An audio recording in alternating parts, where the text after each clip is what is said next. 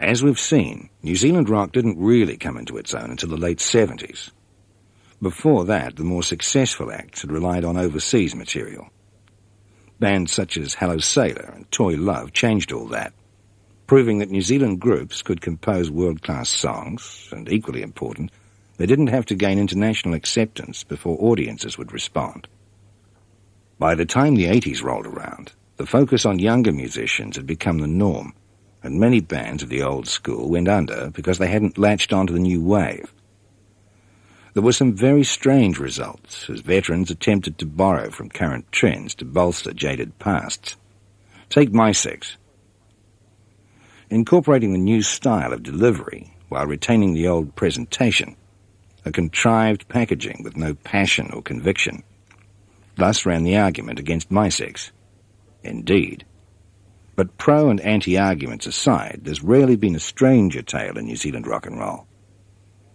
The story of a successful cabaret singer, Steve Gilpin, teaming up with the remnants of an established hippie band, Father Time, and converting them into a pseudo-punk outfit, My Six. Formed in March 78, My Six boasted one of the most spectacular light shows in the country, and their stage performances also included such theatrics as a mock execution. Meanwhile, their actual repertoire was almost entirely appropriated from Ultravox, plus a few covers of new wave standards by the likes of Elvis Costello and the Ramones. But although they were huge on the provincial circuit, they could never really cut it with the more sophisticated Auckland audience. When My Six crossed the Tasman in August 1978, they were only halfway up Kiwi rock's status ladder, and those in the know predicted that little more would be heard of the band. And yet, in just over a year, My Six, imitators themselves, were the most widely imitated group in Australia, with a chart-topping single and platinum album to their credit.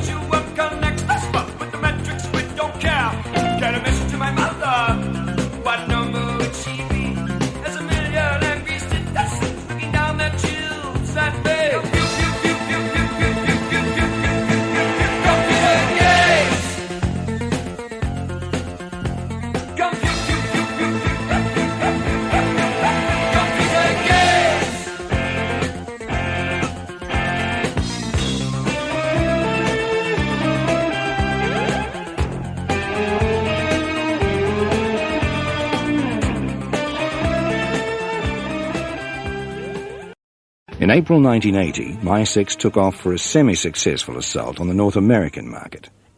But the well-earned distinction of taking Kiwi rock outside New Zealand and having the rest of the world take notice went to split ends.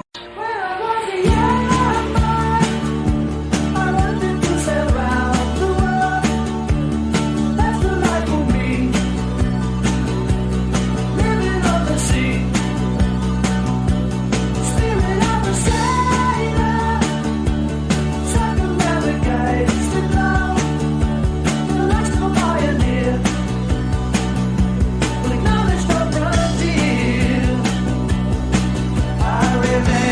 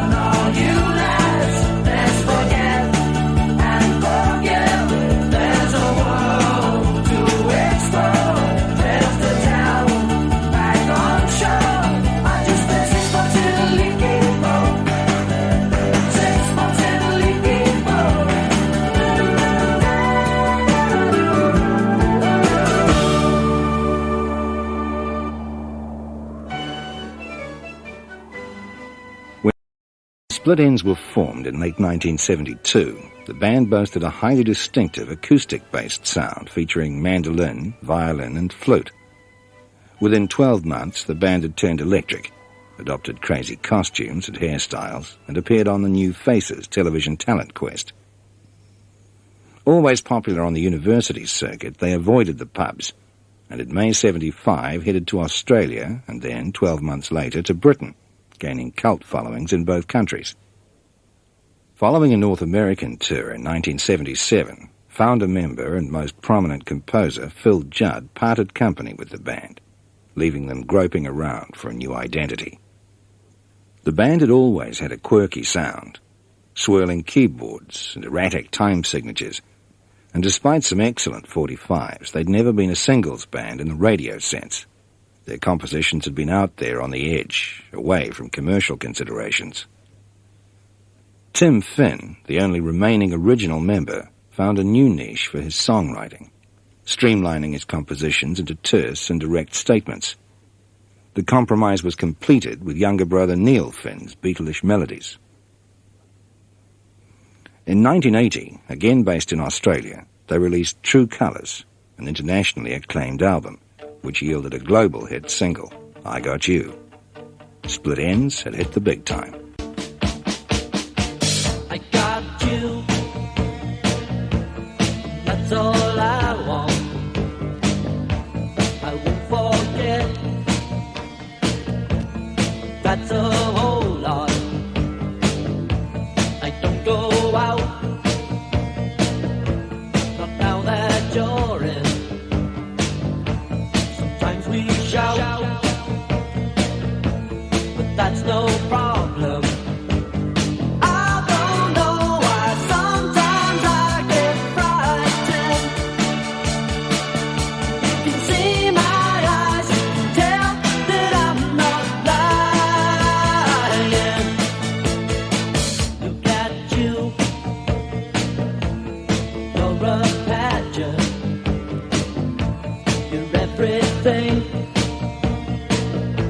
That I've imagined, something's wrong. I feel uneasy. Reassure me. Tell me you're not teasing. I don't know why sometimes I get frightened. You can see my eyes, tell that I'm not lying. I don't know why sometimes I get frightened. You can see my eyes, you tell me you're not lying.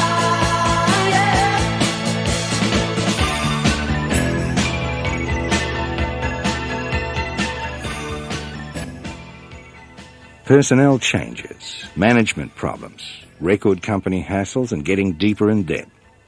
Lesser souls would have long retired on their substantial laurels as long-time cult heroes in Australia, Britain, Europe, and North America. But Split Enz persevered, becoming New Zealand's premier rock ambassadors in the process. True Colours cracked the elusive American Billboard album charts, and the single I Got You reached number 10 in Britain. The future stretched out before Split Enz. International fame at last. Unfortunately, True Colours was to be the highlight of Split Enz's career, and although their Australasian status remained undiminished, the rest of the world seemingly forgot the band.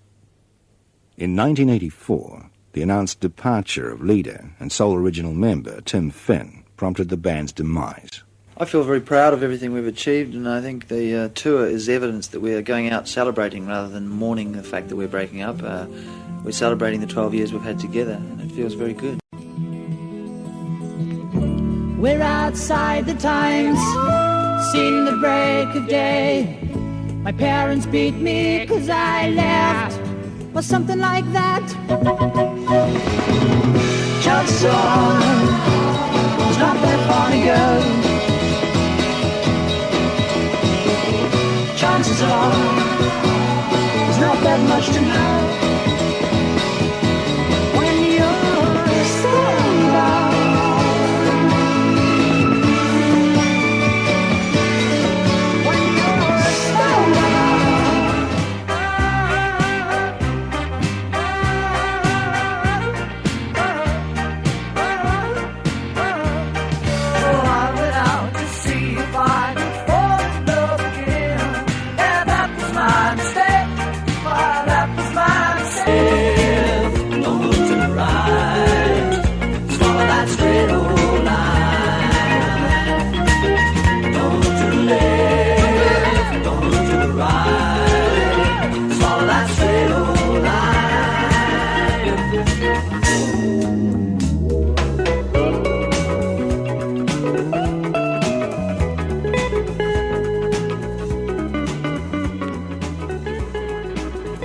musical sampling of Split Enz' 12-year career. New Zealand's most successful ever rock band. Split Enz' international achievements were a beacon for all, but although they remained fiercely patriotic, they played no direct role in the development of Kiwi rock. Throughout the 60s, there were dozens of independent record labels in New Zealand. By the mid-70s, however, the multinationals had gained control of the New Zealand record industry as the independent record companies were either bought up or forced out of business, unable to compete with the more efficient distribution networks of the larger companies. The result was that the local recording scene came to a virtual standstill. The multinationals, after all, were in the business of promoting and selling the international superstars, and hopefuls from Parnell, Te Kuiti, or Lower Hutt were clearly not in the same league as Rod Stewart or the Rolling Stones, so why bother? As we've seen, all this changed with the success of Hello Sailor on Eldred Stebbing's Key label. And then, in late '79, Auckland radio announcer Brian Staff came up with an idea to utilise a number of demo tapes by half a dozen local bands in the punk new wave mould. The result was AK-79, a remarkable compilation of Auckland's new music. Staff named his label Ripper, and a few months later a second new independent label surfaced, Propeller, formed by Simon Grigg, one-time manager of the Suburban Reptiles. Simon Grigg on the label's formation. Then I was flatting with James from the Features, and James wanted to put a record out, and I said, well, I'll do it.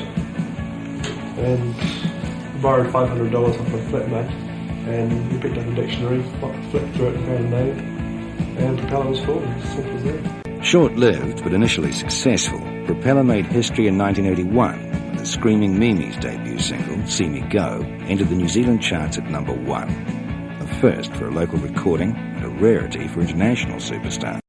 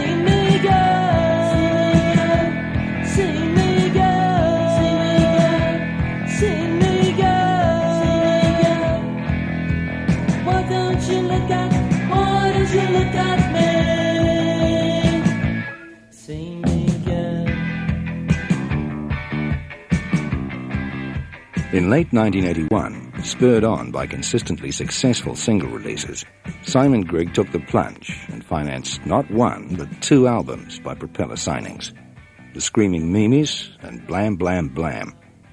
Alas, neither recouped studio costs, and that was the end of Propeller Records. Meanwhile, a Christchurch record store manager, Roger Shepherd, was taking no such risks.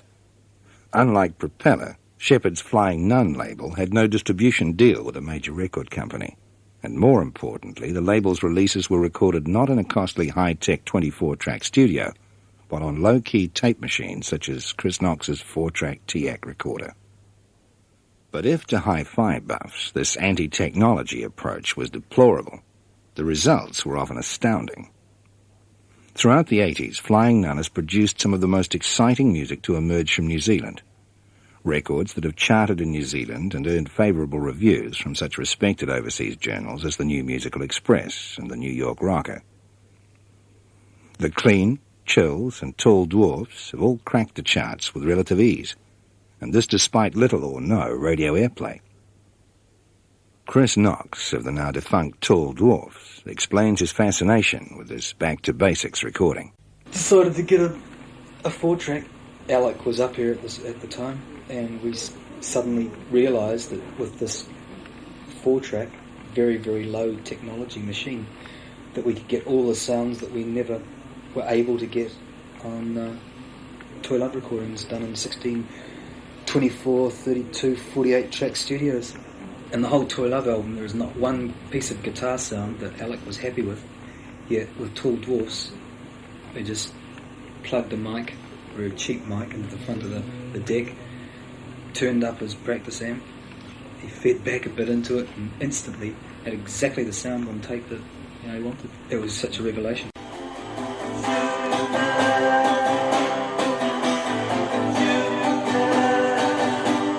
Nothing's gonna happen.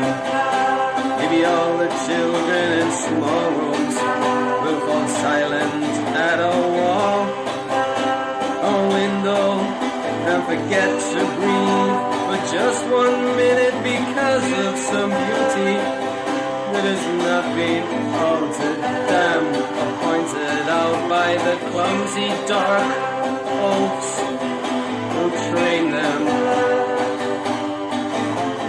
Nothing's gonna happen. Nothing's gonna happen. Nothing's gonna happen. Nothing's gonna happen.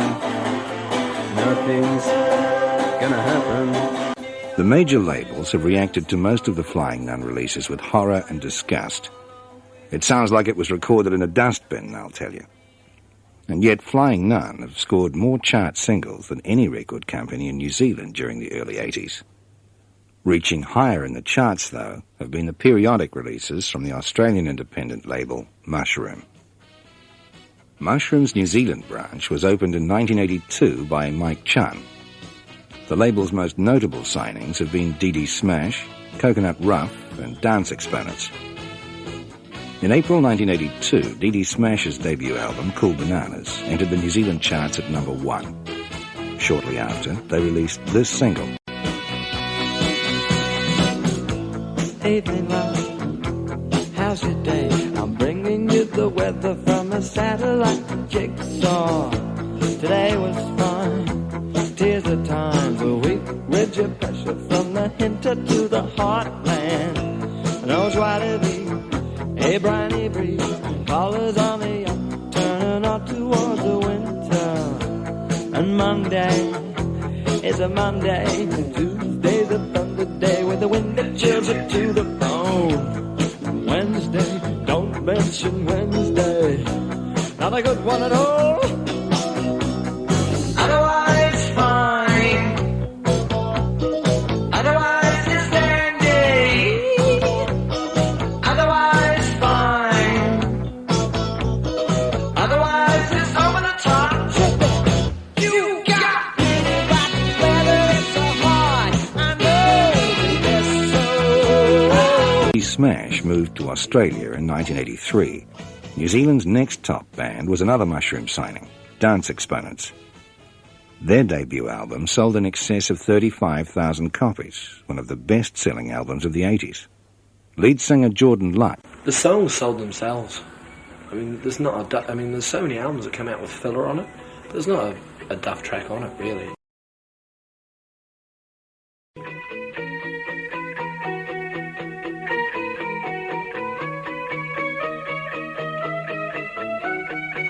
She gets glances since they first greeted, sends salutations that can't be repeated.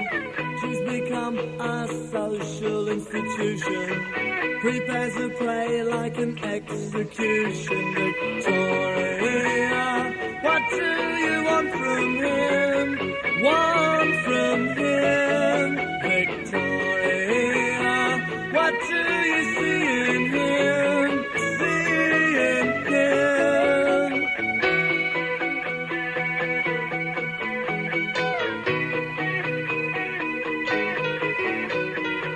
She's up in time to watch the soap opera.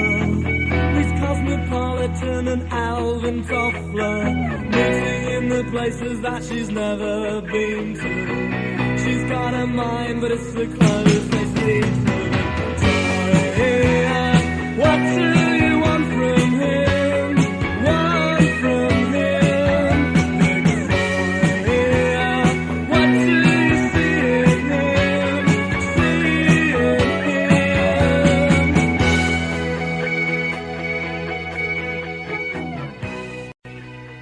And so to the mid-80s, where New Zealand recordings released to nothing if not varied in style.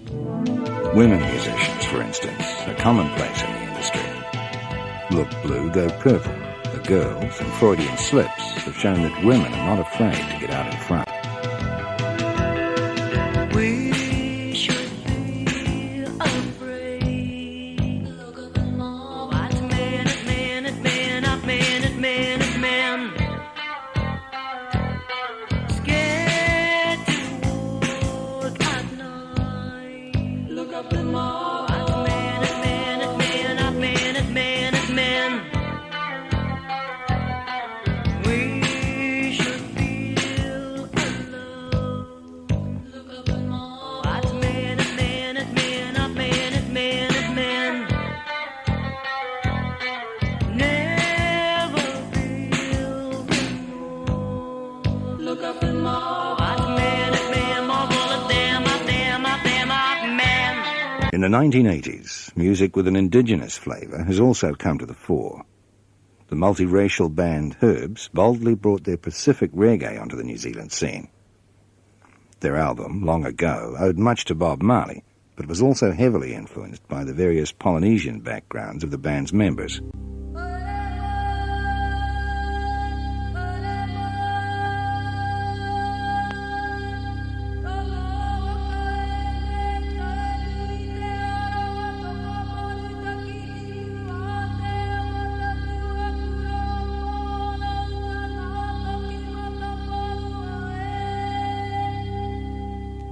Long ago,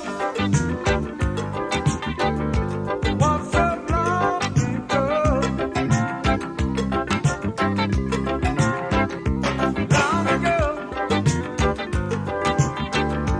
once so long ago.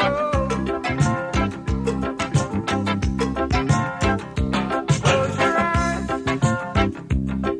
imagine all those memories. In 1984, the Pater Maori Club produced a surprise chart topper, Poye, showing the potential for rock with a traditional element. And other Maori bands are coming through, often blending a strong contemporary message with their music, heard here in Maranga Ake Ai, from a relatively new band, Aotearoa.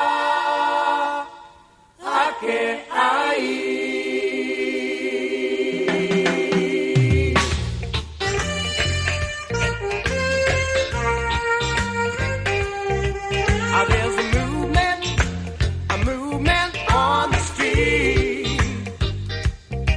People moving, they shuffle to the beat. I hear them talking on the street. Words like freedom from oppression.